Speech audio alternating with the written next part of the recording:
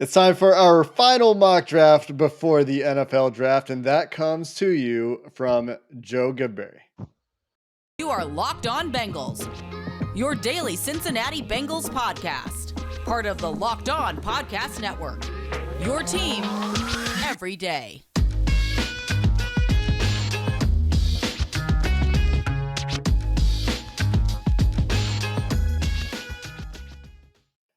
What up, Bengals fans, and welcome to another episode of the Locked On Bengals podcast. I'm your host, Jake Liscow. He's your host, James Rapien, joined again today by Joe Goodberry, the godfather, as some call him, of Bengals NFL Draft Twitter. We're brought to you today Who called him that? I've seen it. Some. Oh, all right. It's out there. We're No, brought to it's you not. today by Blue Nile this Mother's Day. Mother's Day coming up on Sunday, May 8th in the near future. For those of you that don't know, give mom something special she'll treasure forever with fine jewelry from BlueNile.com. And our listeners will get $50 off $500 purchases using promo code LOCKEDON at checkout. We're part of the Locked On Podcast Network here at Locked On Bengals, your team every day, free and available everywhere you get your podcasts and on YouTube. So be sure to hit that subscribe button, that follow button, so we're delivered to your eyes and ears first thing every day. And with that out of the way, Joe, you have put together a 7-round mock draft for the people. And as we've done the last couple of days, we're going to start with you walking through the process you went through to put this together. Yeah, so it's a little bit lengthy to get there, but I'll try and make it quick. Obviously, we put a board out there. If you follow Jake Liscow and I on Twitter, you've seen it. You should check it out. Go through all the tabs and look at everything and ask questions because we're free to talk about it and explain and improve our process. But the point is there that we have number grades and we've got scores and we've got production and athletic measurements and athleticism measurements, PFF grades, a whole bunch of stuff to look through. And then I have historical trends for the Bengals at all those positions going back to the early 2000s. Then I've got even more data going back to about 2011 to 2021. And recently, if you heard Marvin Lewis on the podcast with the Athletic Football Show, he talked about how Duke Tobin took a more hands-on approach or more of a control after 2011. So it's interesting that we've got data going from that spot, I think. Anyways, point is, I've got the average player they draft at each position, especially the ones of need. I wanted to make sure we had that there. And then the thresholds. So if they've drafted 25 wide receivers and 22 of them have been over 190 pounds, and really the other three guys are two, and then you got John Ross, 2 are 7th rounders, and then you got John Ross, who's 188. He's really right there. You can give him a pass. You got a 92% threshold, and that means typically they want to draft a bigger guy than that. That's why when some of these guys come up, you say, he might be a little bit smaller than they like to take before day 3. So I've got all that information. I've got all that data. And then I used fanspeak.com, which is a mock draft simulator. I wanted to be able to know I can actually get these guys in a simulated scenario. So I had a list of guys that passed the filters and passed the thresholds and seemed like a Bengals pick based on our data at each round. Jake, I think you did a similar thing. Mine had a few different players than yours, but I thought yours was pretty good as well. And I had ideas for where I wanted to target and fill out the draft to get a very Bengals-like draft. Guys that surpass the thresholds and the averages. So I knew I wanted to have an extra 4th or 5th round pick. So I go to fanspeak.com. I picked Arif Hassan from the Athletics consensus draft board, which takes over 60 draft boards and ranks them, and you spit out all the numbers, what the consensus is.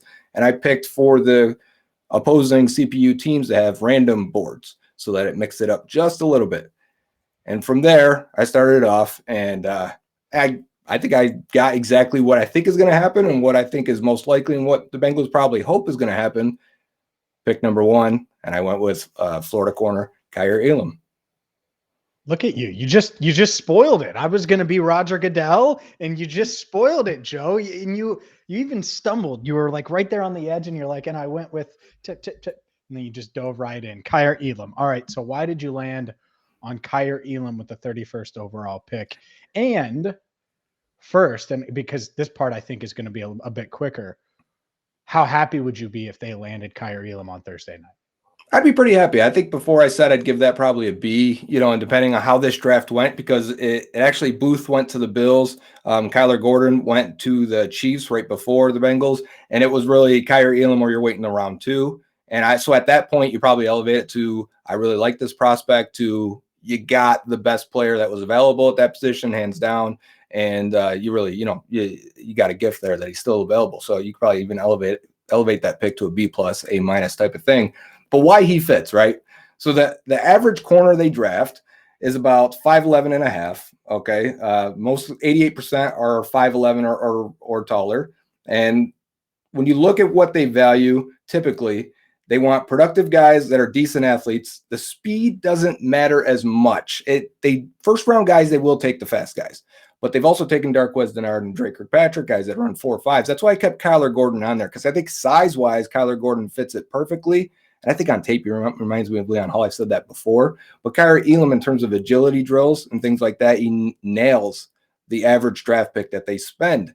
10 out of 17 is what I meant to say for speed. 10 out of 17 corners ran slower than a 4.5 for the Bengals. So don't take them off the board completely if they are a little bit slower. But in the first round, I think they do want that speed. Elam with a 4.39 at the combine.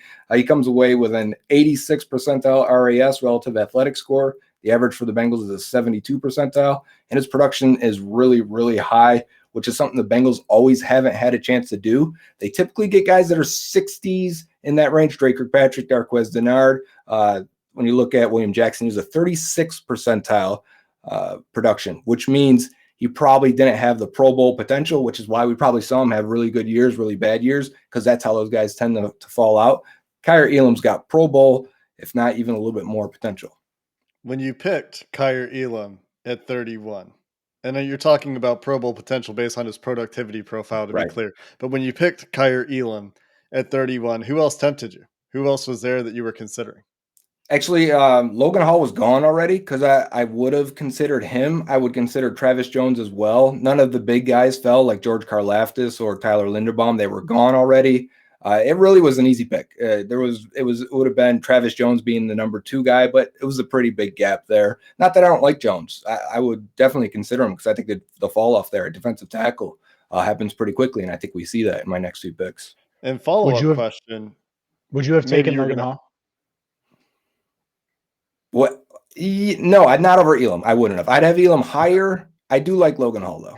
Would you have taken, or not would you have taken, will the Bengals draft Tyler Linderbaum if he's available to them? Over an Elam? That's a tough question. Like, I think they probably would over like an Andrew Booth. Maybe that's me hoping that happens. I think that's much tighter gap there, because Elam's a pretty safe prospect for all things other than his last year grading with PFF, and that does have some future, indication of how he may play, but his previous 2 years are really good with them. So that's a wash, or let's just see how it goes. I don't know. I think they could go Elam over Linderbaum. They could. I think they could. If they went Booth over Linderbaum, I think they could do that too. I do too. That'd be bad. Jake. I hate it, Jake and Joe. It would be if they're comfortable with his medicals, if they have data that we're not privy to on his athleticism, and those are big ifs. He has a more checkered injury history than I was aware of. But Joe, you've made some moves in this draft, and we have a lot more picks to talk about. And we just spent our entire first segment on Kyrie Elam, appropriately so. We had to set up the process. We had to spend some extra time on the first round pick. But a lot more picks to talk about, and we'll continue talking through Joe Goodberry's mock draft coming up next. At BlueNile.com, you can celebrate all of life's special moments, from creating the custom engagement ring of her dreams to gifting a classic and timeless jewelry piece, all at prices that you're not going to find at a traditional jeweler, because BlueNile.com gives you and specializes in everyday fine jewelry. So whether you're looking for something for your wife, something for Mother's Day, and this Mother's Day, you can give mom something she's going to treasure forever. Maybe it's a bracelet. Maybe it's earrings. Maybe it's that necklace that you've been wanting to get her. Well, you're going to find something that she's going to love at BlueNile.com. So don't delay. Check them out right now, BlueNile.com, and give mom something she's going to love with fine jewelry from BlueNile.com. And right now, our Locked On Bengals listeners, in honor of Mother's Day and Draft Week, are going to get $50 off their orders of $500 or more with promo code Locked On. That's all you got to do. Go to BlueNile.com, promo code Locked On. Boom. You're going to give mom the best Mother's Day present ever. So again, go there right now. BlueNile.com, promo code Locked On. Every order is insured, ships free, and arrives in a discreet package that's not going to give away what's inside. Shop stress-free today. BlueNile.com, promo code Locked On. A lot more mock draft here to go through, Joe Goodberry, and we've got to move. You said you wanted an extra 5th round pick. What better way to get an extra 5th round pick? Well, take us through the process. Yeah, so a lot of the guys that I would have liked in that 2nd round spot, mainly wanting to address defensive tackle, would have been open to a tight end. Dulcich and McBride were gone. Travis Jones was gone. I would have considered Perrion Winfrey and maybe DeMarvin Leal. But in this scenario, I was offered a 5th rounder, which I wanted to get an extra either 4th or 5th, depending on how far to move back. It was the Giants moving up for a quarterback. I think it was Sam Howell. So I moved back 4 spots, picked up an extra 5th. And with that pick in the 3rd round now, so no 2nd round pick where the Bengals have been home run or strikeout, over their history. Moving into the 3rd round here, I'm getting Josh Paschal, the defensive end lineman from Kentucky. So we got some local fans that'll probably be happy with that. And why I picked him is because 2 things. I think the Bengals could take advantage of a very, very strong defensive end class where they're probably going to be slapped in the face with guys that are at the top of their board in rounds 2, 3, and 4, maybe even later. But Paschal also doubles as a guy that will kick inside and will rush from inside and be very, very dangerous there. So he's the guy that's going to kick in, and maybe it's him and BJ Hill. Maybe it's him and Sam Hubbard and like a NASCAR package where you got 4 ends out there with Joseph Asai and Trey Hendrickson being the edge guys. I think that makes a lot of sense in terms of where I wanted to make sure he passed the averages and the thresholds. They typically draft a defensive end that's 6'4", 266 with 33-inch arms. He's just under 6'3", 268 with just under 33-inch arms.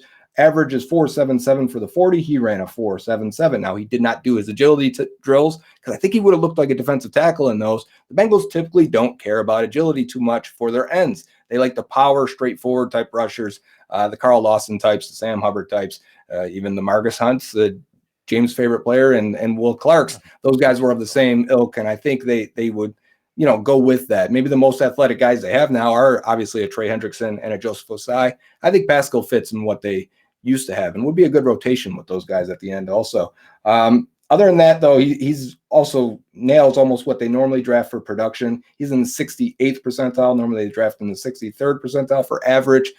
He looks like a very, very good starter to a very good rotational depth piece, and I think he would play a lot as a rookie. I just want to throw out that don't Sam you put Hubbard, that evil on me. No, don't you put Margus that evil Hunt? on me with the Margus Hunt comment. That nonsense. A quick 5-second story. Margus Hunt one time, I asked Margus Hunt after he had become a bust, hey, man, can I get you for a few minutes? This dude blew me off in the Bengals locker room. I'm never going to forgive him for that. Margus Hunt. Sam Hubbard had a 97th percentile 3-cone, by the way. People love to forget that Sam Hubbard tested like a bendy freak. Just no speed. He did not run a 40 at all. Right. So do you think so you don't think the Bengals care that he skipped his agility testing? I think he would probably go a little bit higher if he tested like a bendy, one of those guys, but he's not. So I don't think when a guy isn't and he wins a certain way, I don't think teams care. Anybody else tempt you in the 2nd round, 3rd round?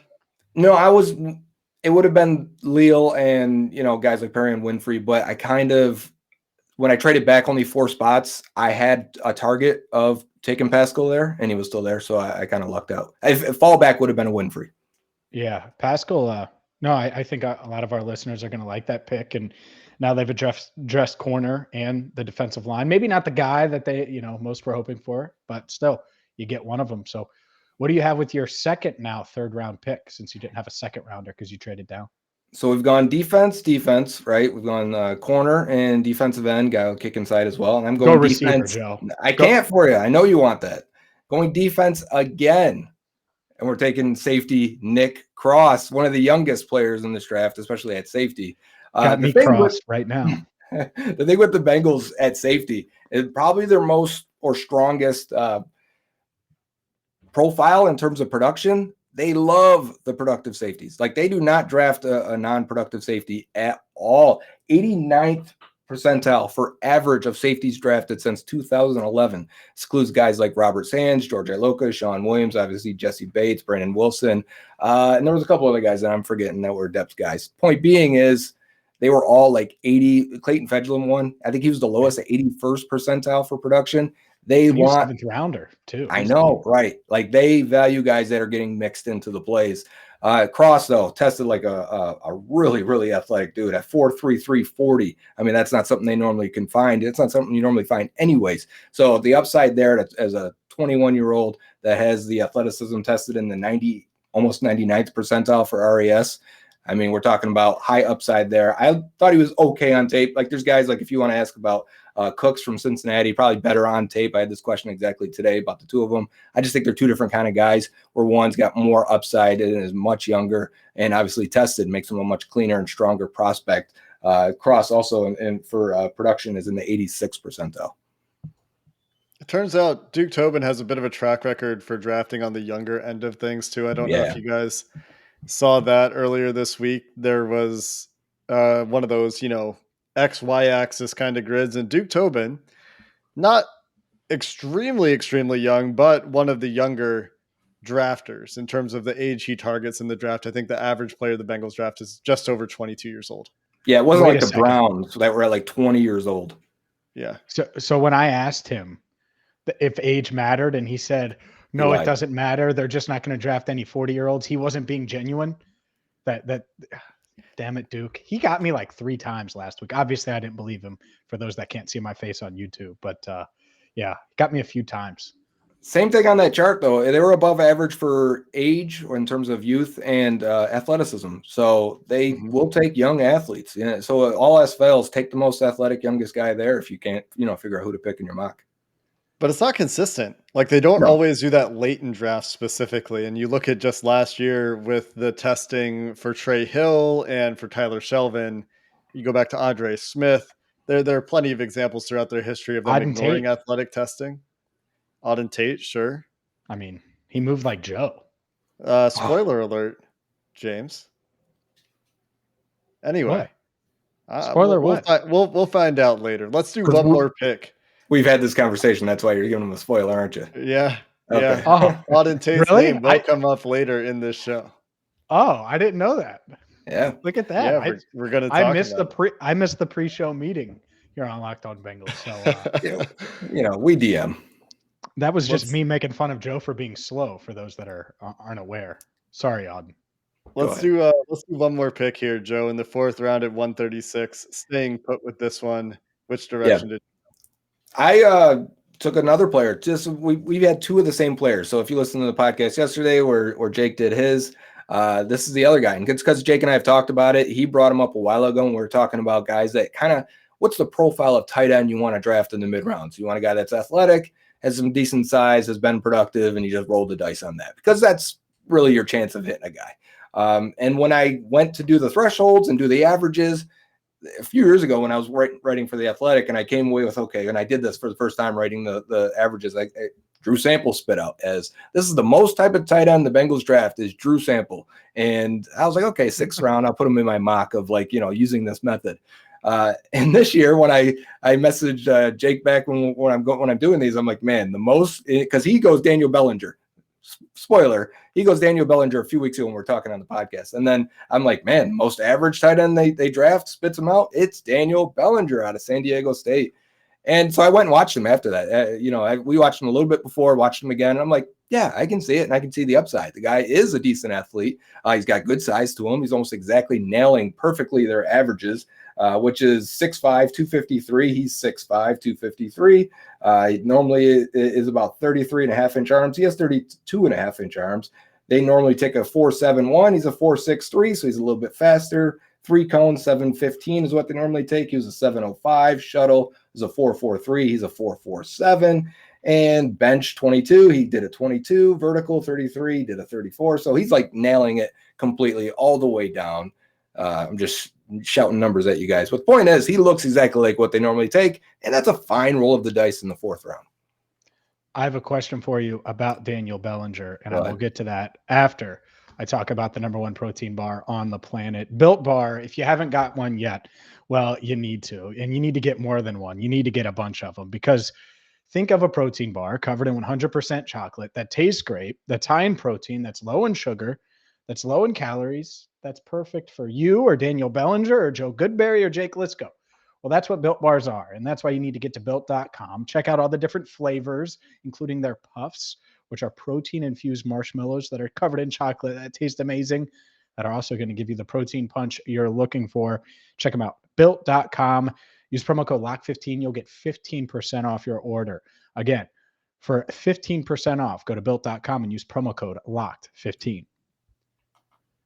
All right, Joe, let me get to this really important, super important question about Daniel Bellinger. Is he or is he not an upgrade from Drew Sample? Because you spit out this whole theory or what would be the word?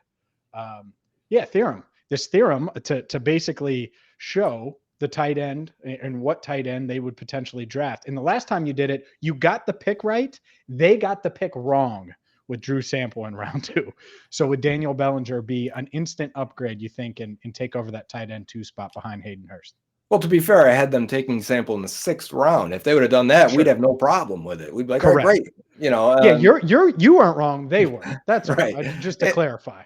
So putting Bellinger in the 4th round, I think is fine. Like, if you look at his PFF score, it's in the mid 60s. I think the same. It's low 60s for blocking. So they don't think he played that well, and it's San Diego State. So who are they really playing? I think his tape is fine. I think his highlights are good. So that flashes. It's kind of, we talked before the show. We were like, Travis Kelce at Cincinnati, was he even that good? And it's kind of, you just want to take those athletic guys with the good production and develop them, because they're not going to be good tight ends until they're 25, 26, 27 years old, when they, reach their physical peaks.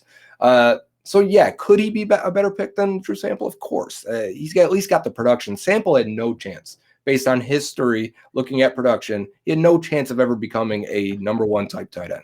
It was Will Dissly was the best case scenario upside that we talked about after they drafted. And Will Dissly just got paid, so good for him. But Daniel Bellinger, also a team captain, fun fact, according to Dane Brugler's draft guide, The Beast. One of the many tidbits included there. This is a very valuable tool, of course. We had Dane on the show, last week now, was it? Yep, last week. Team captain, Daniel Bellinger. So probably bump him up on the Bengals board as well. Anyone else you considered at 136? Were there any other tight ends? Was Charlie Kohler there? And if so, does he fit? See, I wasn't going to go Bellinger first in the 4th round here, but the run of tight ends happened. And Rucker went end of the 2nd, and then it was like Kohler, and Cole Turner went right before me. And I don't know that I would have had Cole Turner higher in terms of, at this point, I was trying to nail the average Bengal pick, or at least get close. As the draft falls off, it's harder to find those guys. So I kind of was always thinking like Bellinger, if I can get him at the top of the 5th round with that trade back option. And then when the run at tight end happened, I thought, you're not going to get a guy that you think has tight end 1 upside after this. He's the last guy. Take him now. All right. So let's move on to, we got 2 5th round picks. So now it's interesting. A couple picks to talk about. Who did you pick with that first 5th round selection? So the first one, this is now early 5th. I took Thomas Booker, defensive tackle out of Stanford. Booker is a guy that tested really well. He's got decent production, 80th percentile. He fits a lot of the averages. He also fits, in my opinion, how the Bengals have kind of drafted the 3 tech the last few years, and that's really not a good thing. Guys like Marcus Hardison and Renell Wren, guys that had the athleticism profile that maybe could have developed into it. When you watch him on tape, you're like, does this guy know? Is he a natural football player? Is he naturally explosive? Is he keep his natural pad level down? A lot of things with Booker, he just comes away with, man, you should have been much better. More productive, and even flashier on tape and bigger splash plays. He's got upside because he checks a lot of the boxes. Just there's a reason why he's still there in round 5. I think even one guy I think of is Andrew Brown as well. He was someone I really liked, but at the same time is like he played a lot of 5 tech. We'll kick inside, play some 3 tech. So I think he has a role on this defensive line. He would back up 3 tech right now in BJ Hill. I think he can do a little bit of 5 tech stuff now. Is he a better interior pass rusher than Pascal right away? Probably not, but he's more of a developmental pick to see. I wanted to get a true D tackle because that depth chart is really, really bad. And to be honest, it's him and probably the guy everyone's taking right now. If I don't take him, it's Curtis Brooks in the 5th, 6th, 7th round. And he's a 2-time team captain. Again, from the Dane Brugler draft guide, The Beast. You can find it on theathletic.com. A lot of free advertising for Dane. Would you rather have Thomas Booker or Curtis Brooks at this pick? You know what? It's funny. Our grading, it spits out like Booker, like, yeah, he's worth a fine shot in the role in the mid round there, where Brooks is like, hey, maybe you should listen to all the people that don't have him ranked. That's kind of what brings him down a little bit. I'd rather Brooks. I think when I watch him on tape, he looks like a guy that's going to become a starter and maybe potentially a good starter. So like, if it was just me, I'd be like, hey guys, you guys got to take Brooks. Well, hopefully they listen to you, because I'm Team Brooks naturally. He's a Bearcat, and it would be nice if at least one Bearcat would stick around in Cincinnati. Who'd you take with that 5th round selection? So this is where I finally get an offensive lineman, help out, this unit and get a little bit there. And you know what? It's actually it's about damn time, Joe. Yeah, I know. I could feel you the whole time. Like, where's the receiver? Where's the O-line, Joe? And I feel you. It didn't work out. There was a few guys like Cole Strange, who I think fit, Logan Bruss, who I thought fits a lot of their tackle stuff that may be a guard in the NFL. And they've drafted a lot of those guys. It's kind of hard to pinpoint, sometimes like Hakeem Adeniji should probably be a tackle, but I've got him listed at guard because the Bengals keep playing him at guard. So it kind of ruins the averages a little bit. But at center, the guy who nails it really for them, and Jake was right. They like to spend that 4th, 5th round pick on a center a lot of times up until the Billy Price recency. I took Donovan West out of Arizona State, and he's a guy I think wouldn't be surprised if he goes like late 3rd round, to be honest with you. I wouldn't be surprised if he's gone before the Bengals are even picking that 3rd round. Wouldn't be surprised if, it's right after that, or even if the Bengals picked him in the 3rd. I think he fits a lot of what they would like to do. I think he's going to be a zone blocking center that should be a solid starter, if not a good starter. And he fits a lot of everything that he comes away with. He's a 70th percentile athlete. Normally in the interior offensive line, they take a 68th percentile athlete. He is 6'3", 296, a little bit under on the weight, but again, we're in the 5th round here, so I'm letting one thing slip. That's tend to be how the Bengals draft, is one thing doesn't hit, whether it's arm length or speed or agility. And we're getting to that point now where they start to bypass a little bit of the threshold and see the value. Donovan West still being there was great for me, because he was a target of mine, but I was okay with losing him because there's a couple other offensive linemen I would have went with. Brandon Thorne of Bleacher Report and what's his Substack called? His offensive line dedicated Substack. Trench Warfare or something? Trench Warfare, that's right. Has Donovan West graded as a late 3rd, early 4th round grade. He's higher on Donovan West than many of the other boards, consensus boards. For example, also really noteworthy while we're talking about Brandon's work, Marquise Hayes for him comes out as interior offensive lineman number 4. Whew. So that's a guy that I have my eye on personally later in the draft, but I don't know if the Bengals will feel the same way. They often don't. And Brandon is very unafraid to diverge from consensus. So just a couple notes there about Donovan West and one of my late round guys, Marquise Hayes. Joe, who else did you consider with this pick? You mentioned you had some other offensive linemen that potentially you would take. Is that at this pick or was it earlier? No, it was around this pick. A couple of guys that just were close or went in the picks around there. Lasita Smith, Logan Bruss went just before this. He would have been the guy I probably would have liked to have taken. Alec Lindstrom as well. Guy that could play tackle, guard, or center. I think he'd probably not a tackle in the NFL. He'd probably guard or center. But the versatility I was looking for guys that could be multiple position players. Smith, another one of those guys that Brandon Thorne very high on, has a solid 3rd round grade on him. Let's get to the 6th round, Joe, and the Auden Tate pick, the guy that we were discussing last night as hitting a lot of the Bengals thresholds, but running a little bit like Auden Tate. Yeah, and he's the youngest receiver in this class, at least on our sheet. Tate. Yeah, like Auden Tate was. So that's typically, if you're going to get a guy that doesn't perform or test, I should say, as well as you would hope, it's got to be a guy that's young. You can't take a guy that's 23 and doing that. It's got to be the 20-year-olds, the 21-year-olds, and hoping that it's just because they're not physically mature yet and they're going to get much better. So leading to that, he tested pretty poorly, 49th percentile for a wide receiver, which most of this class tested above that. Here's the thing, too. Jake, I know you ran into this. It is hard to pinpoint a receiver for the Bengals after like round 2. Like even Alec Pierce in round 2 doesn't hit all the agility stuff. It seems like the Bengals like the agility numbers to hit. And he didn't hit that. He's close. I think they could bypass a few of that or, fudge the number a little bit for him and like him. But after that, it gets really weird. For a strong receiver class, they're not typically the Bengals type. And you get a lot of guys later that don't have the breakout age. Are the Bengals going to bypass that? They typically do not. Looking at breakout age, average for them is 66 percentile. 83% is the threshold for anyone over 50. So if you're under 50, chances of that they're going to draft you are pretty slim. They've only done it a couple times. Guys like Kobe Hamilton, Ryan Whalen, talking 6th-round picks. So I would have considered it here because we're in that spot. But Mekhi Polk, getting to the final pick finally, but is very similar on tape because he's one of the big dudes, young dudes, 6'3", 195.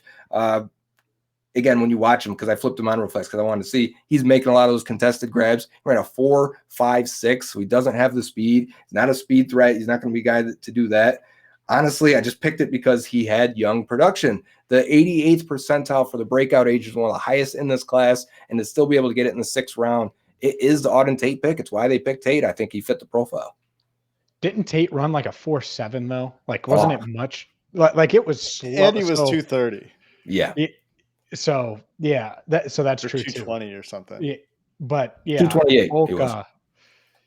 Yeah, I mean, I'm on board here with that, right? Like it's 4 or 5, but he is young. He's not even 21 yet. So you could take him out for a beer if he scores a touchdown or something. I would want a better receiver. This is good. This guy should potentially be the 4th receiver. There's 2 things I didn't get when I get to we got a couple more picks here, but I didn't get the return guy. Spoiler alert for the last 2 picks. And I didn't get a better 4th receiver. It was difficult, man. I wanted to hit some of these positions, and I came away like, you know what? You can't fill every hole. You kind of got to get players you think can end up being good players, because your holes this year are not going to be your holes in December, and they're not going to be your holes next year. Yeah, it's really hard to fill all the buckets. And that's what I wonder, because you're right. They're not going to fill them all. Even if they trade down and people are like, trade down, do this, do that, you'll be able to fill everything. Well, whatever. They're going to have to address something with a veteran. And I wonder what that's going to be. Does that end up being 3-tech because it's a shallow draft? Does it end up being that 4th receiver spot with a guy who could come in and play meaningful snaps in playoff games if needed? It's going to be interesting to see. Or Quentin Spain, of course. Sure. Still hanging out. And a guy that I think a lot of Bengals fans would like to see back. Let's get through the 7th round here, Joe. A couple more guys, including one that I almost picked, but didn't. In the 7th round, but you've got 2 7th-round picks. Where did you go? Which one it was. I went first. It's the first one. Oh, really? So yeah. I went back to Arizona State. You got double dip at one school at least one time in your draft if you're the Bengals, and we're taking Jack Jones, the corner. I think the Bengals had contact or a meeting lately with him. And we're talking 6th, 7th round type guy, but he's got a decent profile. He's probably going to be later because he's under 5'11". He's 177 pounds, which both are a little bit lower than what the Bengals want. But again, 7th round is when they're going to do that. He ran a 4.52, which is fine. Again, we talked about this with Elam. I'm not Elam, with Kyler Gordon. Decent agility drills with a 6.90 3-cone. Their average is a 6.96. Their average at shuttle is a 4.22. He ran a 4.13. So he's got the agility, but he's got the production also. He's got 73rd percentile. When you start to get to these end guys, a lot of them don't have the production at the collegiate level. They normally take a guy, like we said, in the 61st percentile. So hitting that mark there at the end, he could end up being your 4th guy, 5th guy. So I think that's a fine 7th round pick. Yeah, and it is going to be interesting just off the field wise in general. We've mentioned the captain stuff. Jake has this show. We've seen that. Do they go a little riskier here? And I know Jones has had some stuff off the field. We've talked about it with Devontae Wyatt too. Do they go that route? And maybe later with a guy like Jones, who to me, he is older too, but if he didn't have all that off the field stuff, probably wouldn't be a 7th rounder. Might move up a bit, but he's got a lot of off the field baggage. Yeah, and that's why he's still there. And then the other pick I went with a punter, and this is the one you thought he was going to take, right? And right, go with Ryan Stonehouse. So go with no. I actually thought it would be Jack Jones. Oh, all right. Then you were correct. Jake would never take a punter. Jake is never going to take a punter. Well, he's anti-punter. It's almost Mr. Irrelevant. That's where I'm okay with it. Yeah, you're right. You're very close. That would be fun to have a Mr. Irrelevant eventually pick. Man, we haven't had that. Have the Bengals ever had Mr. Irrelevant? I don't think so. I think they did. Maybe I make this up entirely. I'm going to look into it while you talk. It would be a trade if they did, right? No, because it's comp picks back Or there. comp pick. Yeah, it'd be a comp pick. Yeah. Right. Okay. So you could conceivably get that. Anyways, Mike Sands, he's been championing Ryan Stonehouse from Colorado State a whole bunch, as being the contrarian he is, where he's like, yeah, you don't need Matt Araiza, you need Ryan Stonehouse. So, which seems like a fine punter, honestly. He seems like a draftable punter, and we're here in the 7th round. He's still there. It wasn't my plan, actually. And then I'm looking who's left. I'm like, yeah, why not? Go ahead, Ryan Stonehouse. So I took it very seriously. The Bengals had a Mr. Irrelevant in 1968, which is not what it was. It was before it was Mr. like Irrelevant. ceremonialized as Mr. Irrelevant. And it's not the year that I was thinking of, but they did have a Mr. Irrelevant, a last player picked in the draft. 1968 was their first draft. Oh, there you go. Because it would have been 22 rounds. The first and last pick in every round, right? 17th round is this one? 17. Okay, so 17 rounds. Oh, either way, yeah, because there's like 400 plus players picked back in the day. 462. Pick 462. Could you imagine Joe Goodberry having to break down? Think about that. If the draft was twice as long. The NFL films where they talk about the draft, how it used to be back in the day, where they would draft kids and like your mailman and things like that just for fun in those late rounds. Like seriously, like they were like, yeah, draft this guy. Oh yeah, that is interesting. I've been working out too, and I've been on the Built Bar day. So you're saying if it was like 15 rounds, I'd have a shot. Yeah, in 1965, you would have been average sized around that time, anyways. Dude, in 1965, I would have starting receiver, bro. Come on now. Right.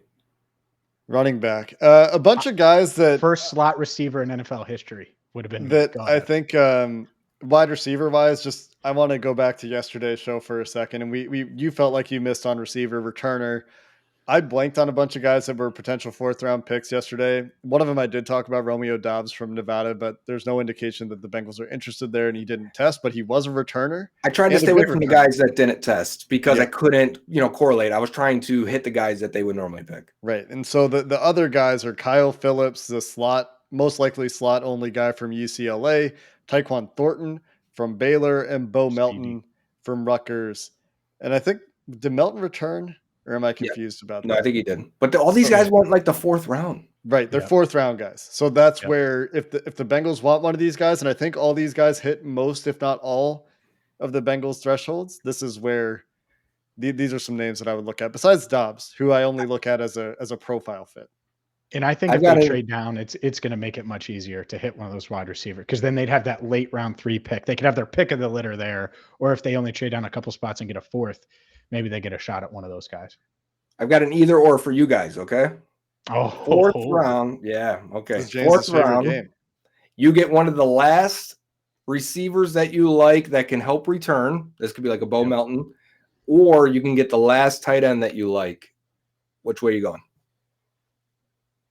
I'm going Bo Melton. Who's the tight end? Like is it Bellinger? Right, Bellinger or Cole Turner. I think those are the 2 guys.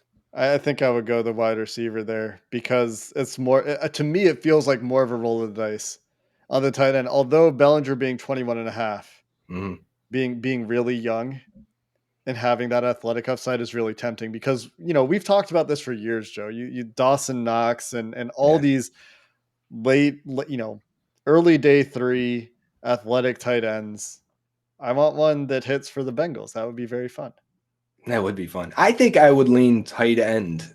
And I think because the chance of getting one that, can maybe be a difference maker is that more valuable. But I got to say, I regretted not being able to get that receiver in this draft. It's like a lottery ticket versus it's like a $100,000 lottery ticket versus a $10,000 lottery ticket. It's kind of what you're talking about in the receiver versus tight end thing in the 4th round. To me, there's more upside if you hit the tight end that turns into the next. Name your favorite low round tight end who turned into a good player. So it's interesting. Yeah. I mean, it is. I just, to me, they got really lucky with health with their big 3 at receiver. They have to be 4 deep this year and have someone that they're semi-confident in that can replace Tyler Boyd for not 2 games with Higgins, but 5 games, who can help alleviate that. So, I mean, you could say, oh, well, if you draft another tight end, you can change things that way. I get that. But I would lean receiver. Receiver feels so top heavy to me this year. In this class. Like first 2 rounds and then get him in the first 2 then, baby. Really want it. Jamison Williams, 31. Let's do it, Joe. I guess we'll talk about he's going to be long gone. I don't Right? know. Now he's going to miss half the year, according to I don't know, man. Oh man, He's thin. I actually don't know if they would love Jameson Williams. I would have such to look at drama.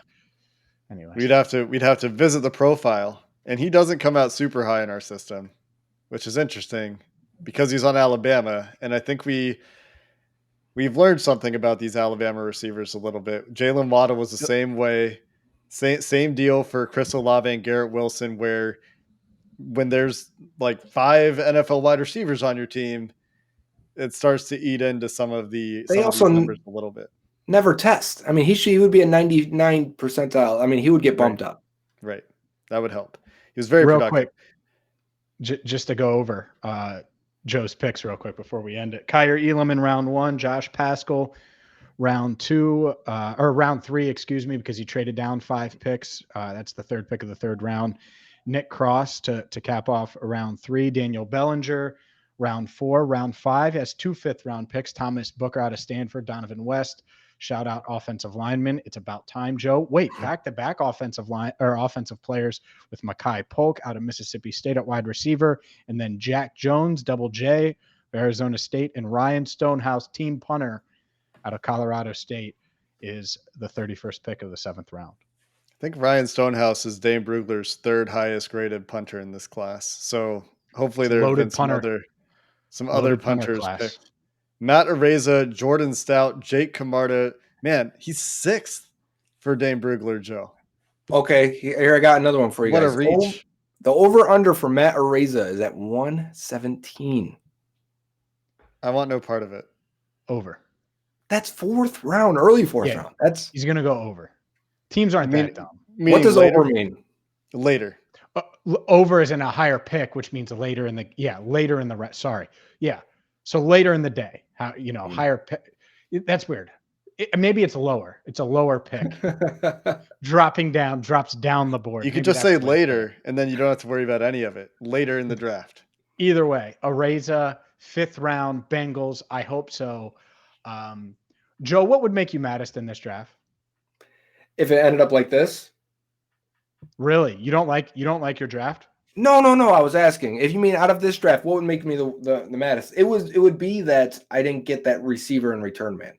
It really, I'm with you guys. I think the 4th receiver, there was a study done last year about the value of the number 1 receiver. And we talked about it when we were talking about why taking Ja'Marr Chase makes sense. But that study also said the equal to getting that guy is the strength of your number 2, 3, and 4 receiver. So once you have that number 1, great. You need a 2, 3, and 4 to maximize the number 1 because now teams are going to try and defend that guy. So you need that Andrew Hawkins as the 4th. You need that guy that's going to be able to come in and do some things and really elevate when you need that guy to play.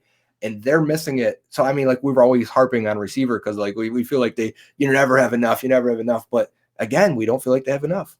Remember when if they could find Andrew Hawkins in round 4, like prime Hawk, I'd be excited. That's the Phillips kid from UCLA. Or if one of these 5'8" guys, Wan'Dale Robinson, falls. Yeah.